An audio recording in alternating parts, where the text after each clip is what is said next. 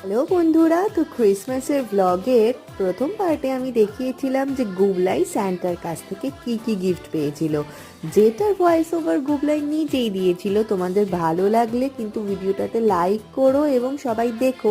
আর ওটা ছিল আমাদের ব্রেকফাস্ট, ছিল বাড়িতেই বানানো বার্গার আর কেক। আর তারপর আমাদের সামনে আছে দুটো অনুষ্ঠান, তাই আমি আমার পাগলি মেয়েগুলোকে রিহার্সেল করাতে ডেকেছিলাম আর গুবলাইও ওদের সাথে পাগলাপোনা করতে শুরু করে দিয়েছিল।